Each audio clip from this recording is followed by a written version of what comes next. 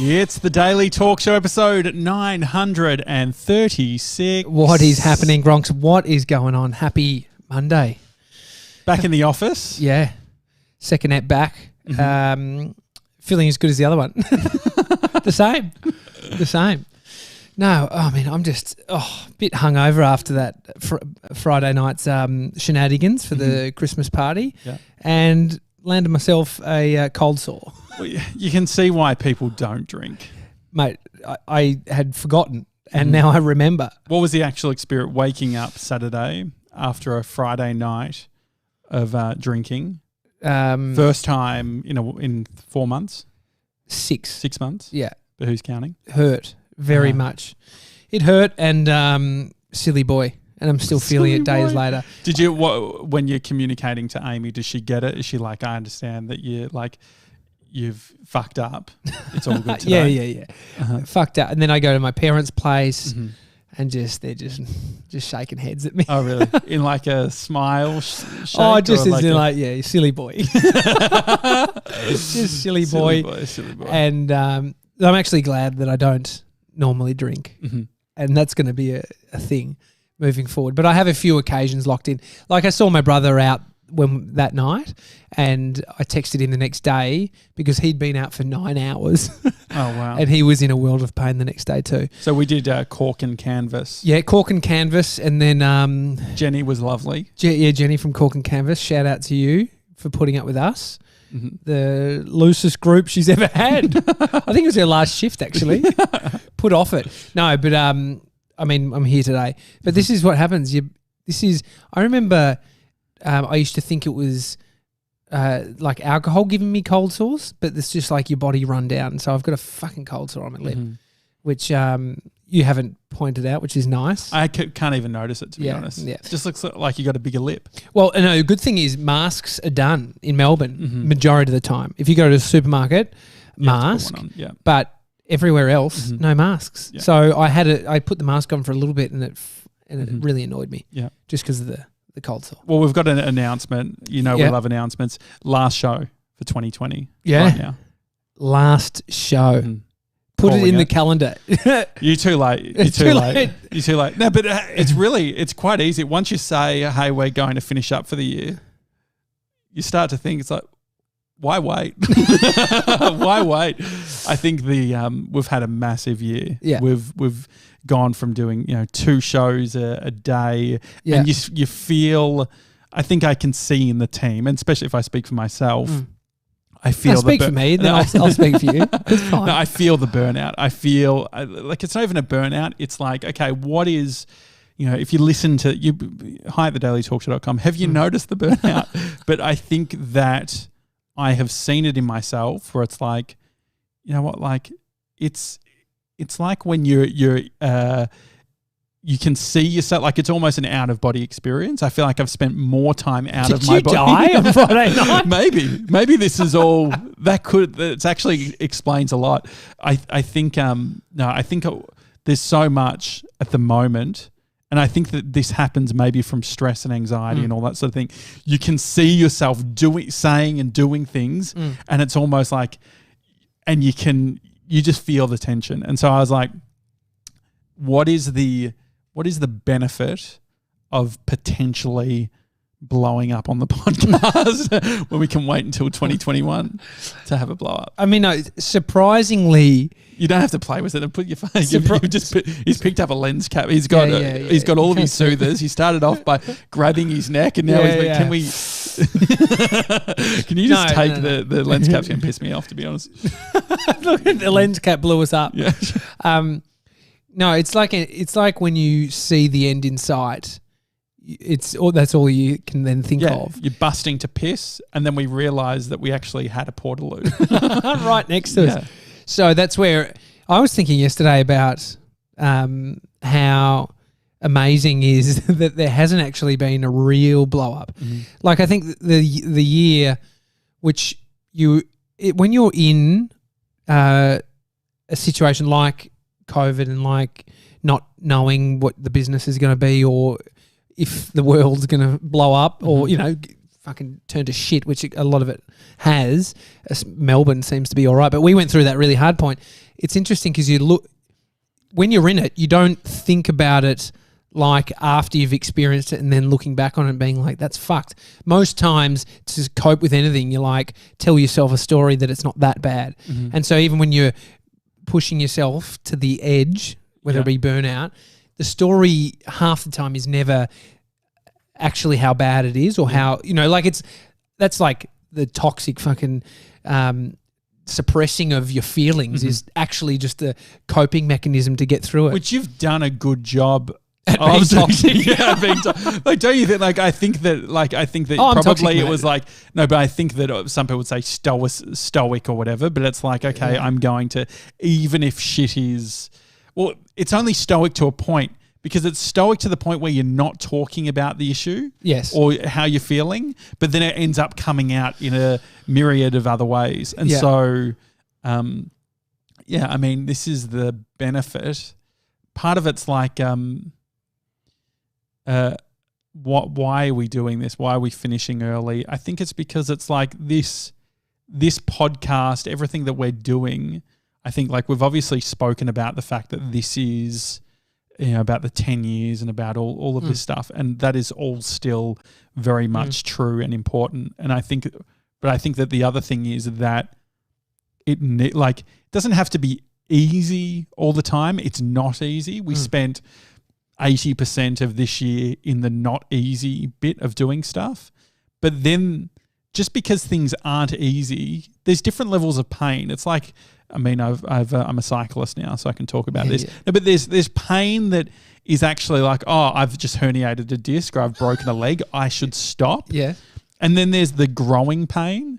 And I think that what we're just discovering is that through all of the work that we've done this year, we're at the point of if we pull too hard or push too hard, we'll end up actually hurting ourselves, which will then only affect the ability to turn up next year and have an awesome year.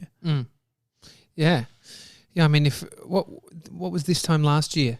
I mean, it was the same date. It was the 7th of December. Mm-hmm.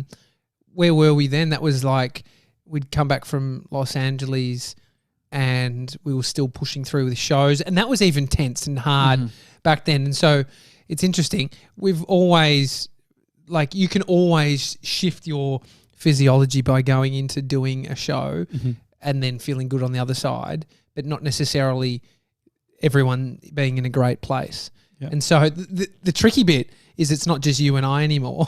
Yeah. That's because then we can just manage our burnout, or it's just like you push it and then you're done. Yeah. But then when there's more people involved, there's like collective triggering that's going on. So it's like what you see how us being burnt out then affects other people. And so I think that there's that element too.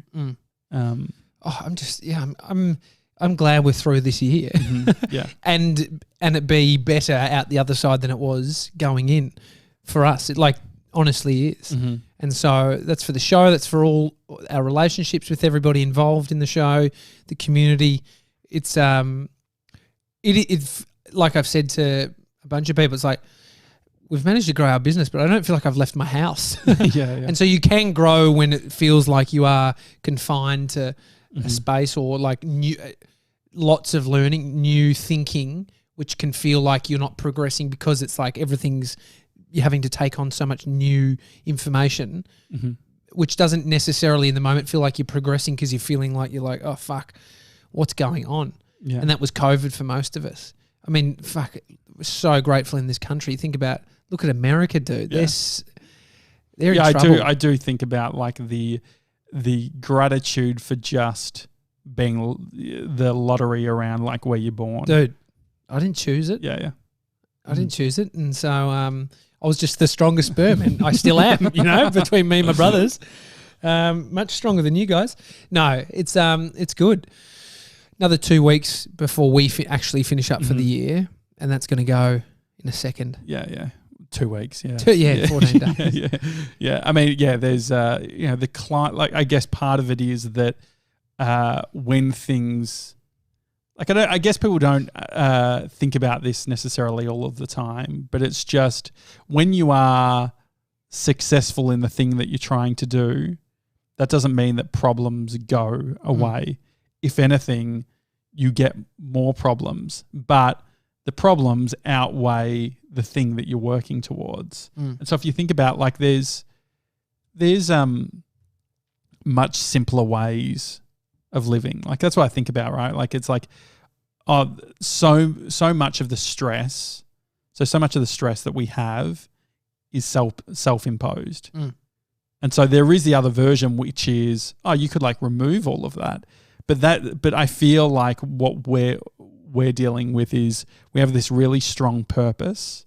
And I think that that's what's good is when you have a strong purpose, it feels like you can work through all of that stuff.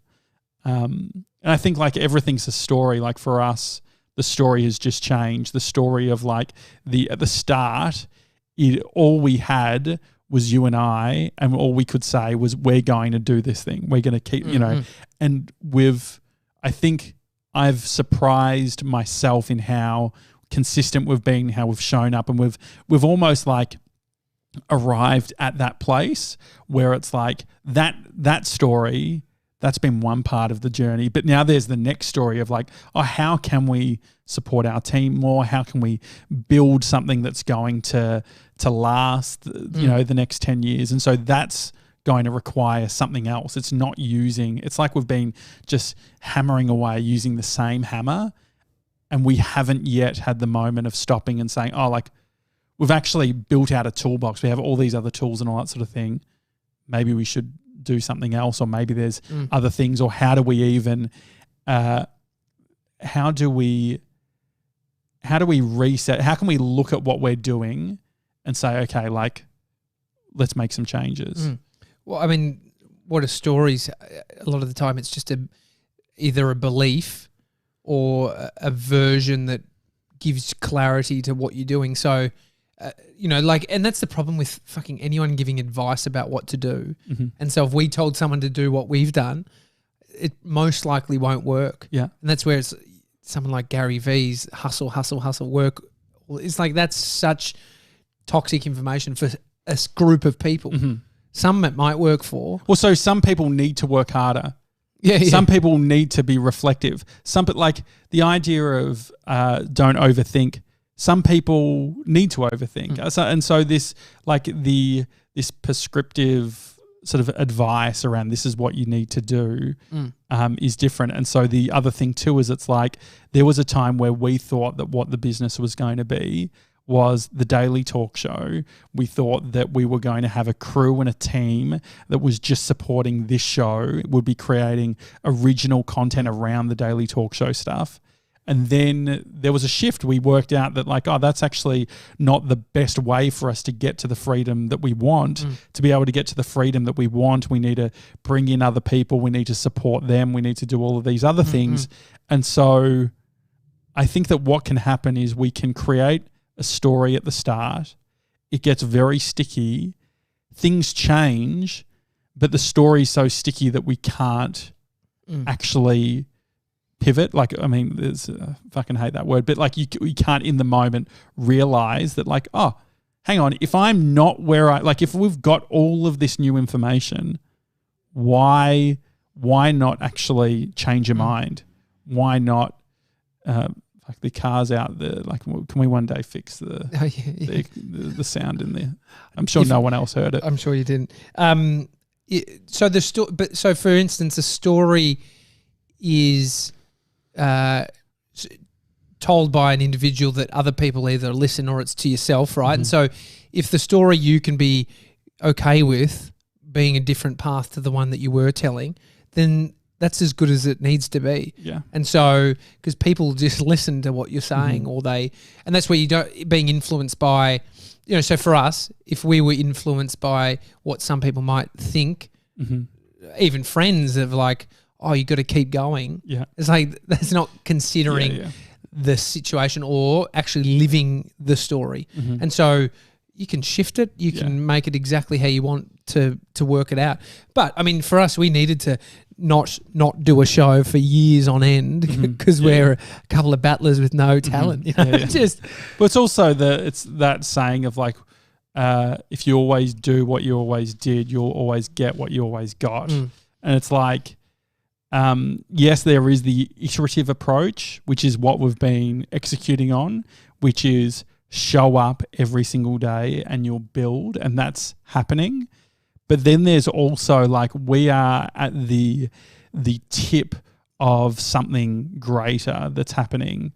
And so it's just, I think part of it too is patterns. Like I think that we can all say, okay, I think because I'm so obvious in my approach, or I'm like, I think that most people who listen to the show, the Gronks, know what I'm like. I think it's pretty clear. And I think that all of those patterns, all of my thinking and how, like all of this, the cyclical nature of everything. So it's whether it's like the social media conversation or relationships and not having big groups, like all of these different things are things that are patterns which you need to work out, okay, these patterns, like what are the patterns telling us?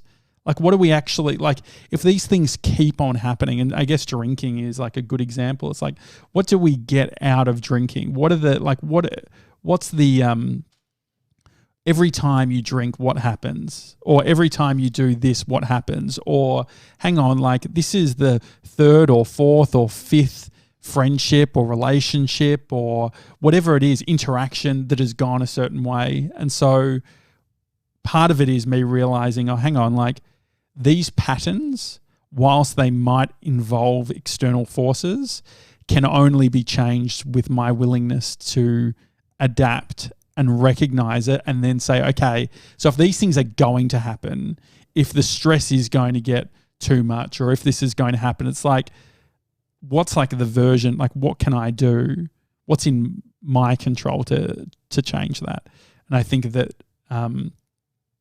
there's even the pattern, I guess, of like making big changes. So I like big changes. The appeal of changing this and having that moment is appealing. And so I have to ask the question of like, am I just going into the pattern, which is just like too much, put it to the side, or is this listening and doing the thing that's going to be right for all of our, mental health?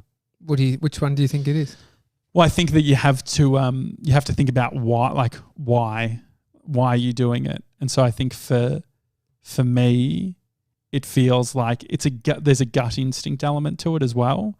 Like I've looked over. Sure, you're just not sick from Friday night. Yeah, I think it's like gut instinct is like super powerful, and if we don't listen to our gut on things, like I think that sometimes, even if we think that this is the case, so for instance, it's like if I think that I'm going to burn out or it's not going to end well, even if that's not the case, me thinking about that, I feel like it's more likely to happen. Like, because you're projecting it, right? Like you're feeling the energy. If you're feeling for something to happen, if you're fucking waiting for the thing is what, like, just like The Secret. If you think about negative shit, like if you think about like, put the woo-woo shit aside, whatever you think about is way more likely to happen, right? Like, and so part of it is, if we're thinking a certain way, we need to address it and think about, okay, like what does this mean? What's this sign? Like I think that it's a weird one because you can think that you're going to be sick and not get sick. You can be worried about something, or you can be in a state where you're thinking a certain way and then exercise and you're thinking the complete opposite by the end of it. Oh, I'm actually, and so there's a fine balance of at what point do you listen and then, it has to all make sense.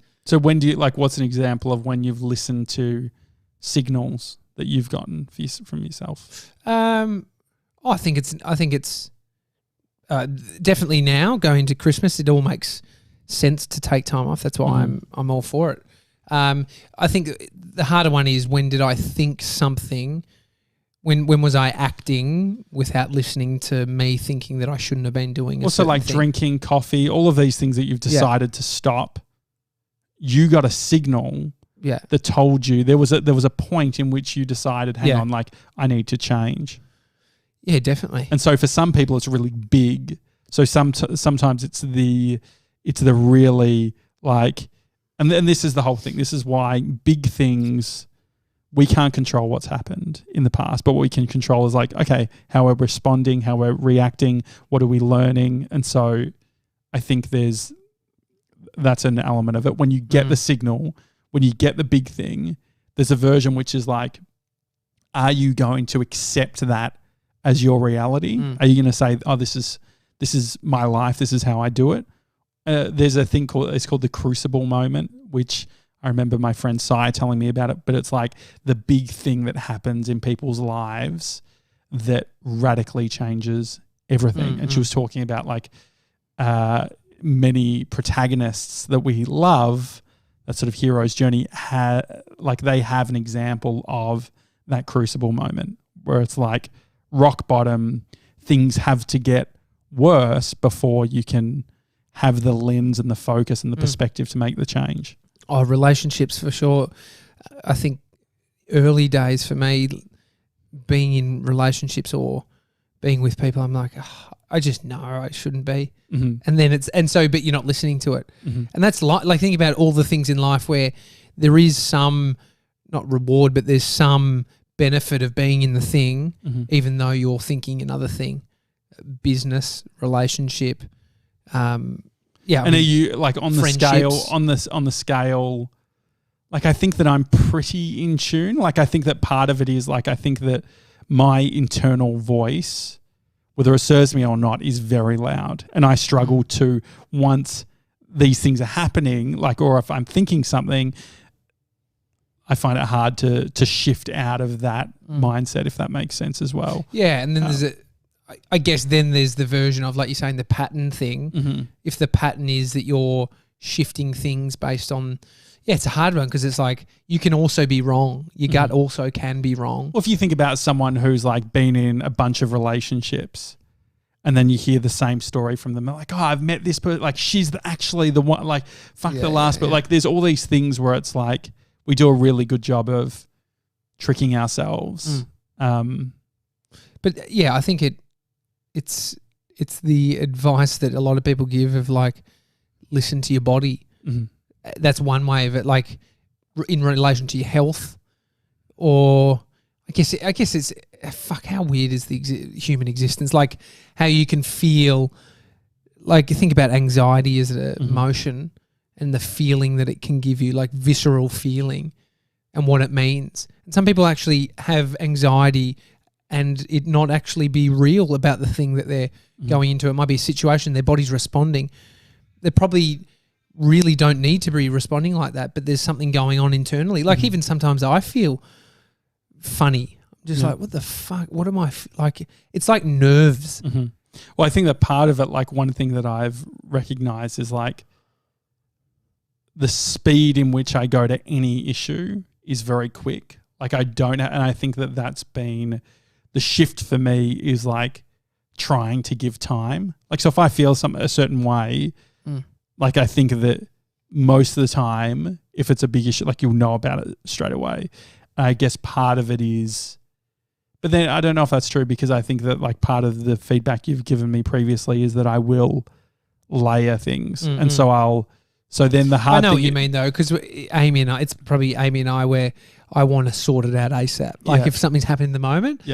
But she's needed time to think about it, and so then it's like everything's dialed back, all emotions on both sides. Yeah, it's trying to work out. So like everyone's processing everything completely different. Like I think that the most fucked up, most basic thing that I'm only at 30 really getting my head around is everyone is living in their own reality with their own story, and so you can see like everyone's seeing something different. Even though you can have the exact same experience, everyone is experiencing it differently. And so I think that's been the learning for me, where it's like when I'd come to someone and talk to them, I'm coming from the place of like, well, we all know what's going on here because we've all been around. Like, of course, like we're feeling this way because of this, or like, and people are like shocked, or they're like, oh no, what, really? And so part of it is like that communications side of things, or just like when providing feedback or thinking or whatever it is it's like you have to come to that communication with the idea that everyone else has no idea what's on in your mind, which is a fair thing to do. But it's very easy that when you're in a moment to be like, we are having a collective experience, and that experience is it's like we're all seeing everything the same way, where it's like, so not the case. Yeah. Yeah. Well, the year has been all sorts. Mm-hmm. It's been, I mean, we've done more shows in a year than we've ever done. Mm-hmm. Hundreds and hundreds. At the 2 a day, we did a couple of months, 3 months or something, of 12 shows a week. Mm-hmm. So twice a day, 5 days a week, and then the 2 weekend shows. And we did all of those shows live. Yeah. Because that's when we were in the lockdown. That's right. Yeah. And so there was a period of time where we didn't stop, which I think, I mean, how many people got around that? Like people were watching, and it was like a part of that little mission that we were on, they were a part of. Yeah, I think the other thing too is it's like, so during that time, I think that there's been a shift too. So when we started, it was about serving the Gronks, which it still is about serving the Gronks. But the other thing too is it's like, as we've built a business, all of a sudden you have like that element too. So it's not, you're not just thinking about the listeners, but you're also thinking about like, how's everyone else going? And I feel like that's a challenge for me going forward, I think. And that's the bit of like sort of reconciling I need to do, which is how can you have a big team, and like, how do you bring empathy whilst it not sort of taking an emotional toll? And I think that that's like a challenge. When you have a team, you want to make sure that everyone's doing okay. You want to make sure that like you're listening to everyone, and just like I can't have too many. I've got enough fucking in my head that like those other voices I find taxing. And so I think that's why over the years it's like I'm excited to not fucking see anyone over Christmas. Like let's fucking. Well, I'll be out of state, mate. So good. Yeah, but like I think there's there's an element of like the signal to noise thing where it's like some people like just like multitasking or whatever. If you're hearing all of these different voices, it can get a lot. Yeah. Yeah. Well, I mean, it's been a weird year. It's been great in so many ways. Mm-hmm. And very, very thankful for everyone who's listened. Yeah. Yeah, and grateful that we've got this platform, because I think that this platform allows us to do the thing that we want to do, which is create to serve people. So like I think that that's been a hard thing, which is like, okay, we wanted to, obviously the story that we told is that we need to be there for Gronks over Christmas and New Year's and all that sort of thing. I mean, we've done a lot of shows. Hopefully you can go back into the back catalogue. If you can't listen find to one. Christmas last year or the that's year a before. good idea. Bit of throwback stuff. But I think that it doesn't have to, like, I think that story is it's a little bit, not to be too wanky, but it's like a little bit like you've got to put on your mask before you help the other people. And I think that sorting out other people can be really enticing, and sorting out other people can mean that you don't deal with you. Yeah. I think that that's like, for us, or for me anyway, I'm like, oh, everyone else aside, I think like maybe I'm just projecting. I think everyone's burnt out, but I'm just going to say like, this is me. Like I'm feeling it. Maybe other people are feeling it too. Yeah. But January 16. Yeah. We're back. You can put that one in the calendar because it's in the future. Mm-hmm. We're back. And that is our 3rd year anniversary of starting the show. 3rd birthday. 3rd birthday. It'll all happening. Oh, thanks to GB, Grace, Sevs, that team, Jess, who wasn't involved at the start of the year. Wasn't involved in No, it wasn't at the start, and then GB wasn't involved, and then, look at all the names. It's 5 by the end of the year. Then everyone who's been listening, watching on YouTube, live Bree and streaming. Amy, obviously, as well. Yeah, Bree and Amy. Putting up with our shit. Holding down the fort. Big shout out to Bodie. He's been, Little She King. Yeah. Okay. Bringing the stories, bringing the content in the time that you don't have much, You should get one.